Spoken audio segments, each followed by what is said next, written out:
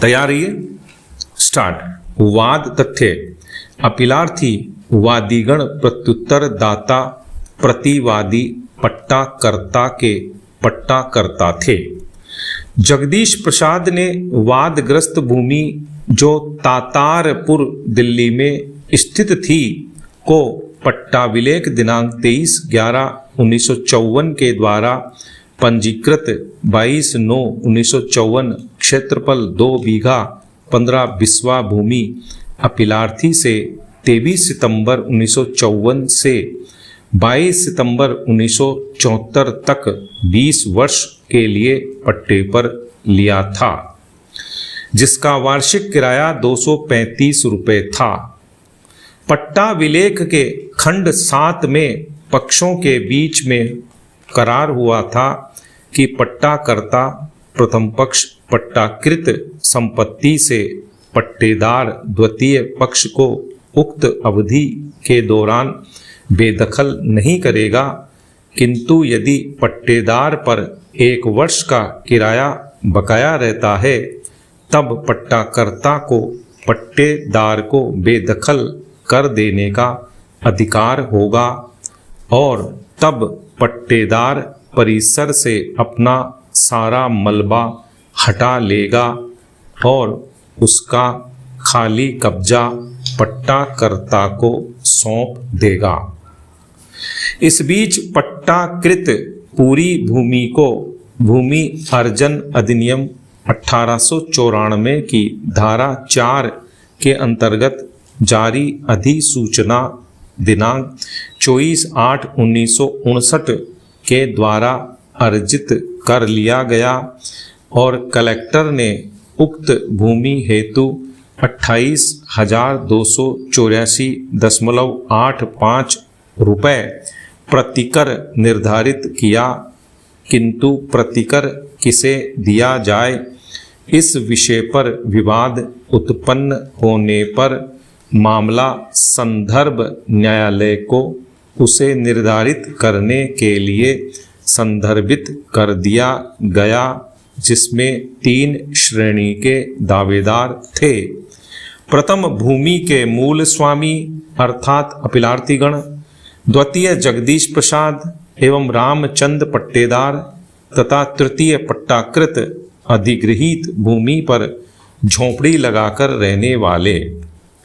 विद्वान अतिरिक्त जिला न्यायालय ने अपने पंचाट दिनांक 21/10/1961 में अभिनिश्चित किया कि चूंकि जगदीश चंद्र और रामचंद ने लगातार 2 वर्ष से पट्टा किराए का भुगतान नहीं किया है, इसलिए पट्टा विलेख के खंड 9 की शर्तानुसार पट्टा समाप्त हो गया।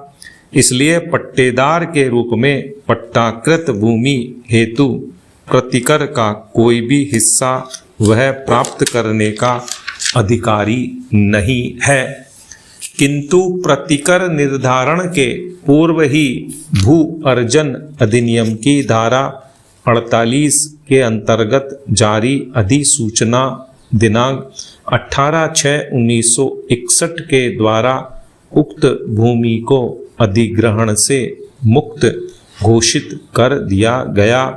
फिर भी प्रत्युत्तर दाता पट्टेदार का कब्जा उस पट्टाकृत भूमि पर बना रहा। इसके लगभग 20 वर्ष बाद भूस्वामी अपीलार्थी गण ने 12/2/1981 को पट्टाकृत भूमि का कब्जा सौंप देने के लिए प्रत्युत्तर दाता को सूचना दी, किंतु इसमें विफल रहने पर अपीलार्थी गण ने प्रत्युत्तर दाता पट्टेदार के विरुद्ध पट्टाकृत भूमि की कब्जा प्राप्ति के लिए 13/3/1981 को एक वाद संस्थित किया, जिसमें प्रतिवादी गण ने तर्क लिया कि वे प्रतिकूल कब्जा के आधार पर उक्त भूमि के स्वामी हो गए हैं और कि वे पट्टेदार नहीं हैं, इसलिए वाद निरस्त कर दिया जाए। विचारण न्यायालय ने वादी का वाद यह अभिनिश्चित करते हुए आज्ञप्तित कर दिया कि वादीगण पट्टाकृत भूमि के स्वामी हैं और प्रतिवादीगण उक्त भूमि के पट्टेदार थे, जो पट्टा करार की शर्त भंग के कारण समाप्त हो गया था।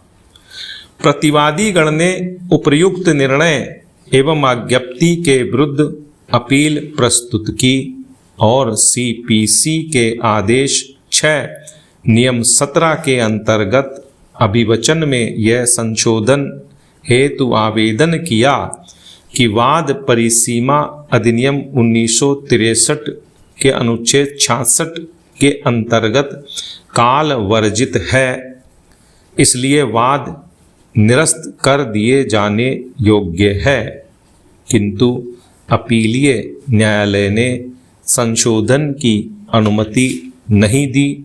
फिर भी अभिलेख पर मौजूद साक्ष्यों के आधार पर परिसीमा का प्रश्न उठाने की अनुमति प्रदान की।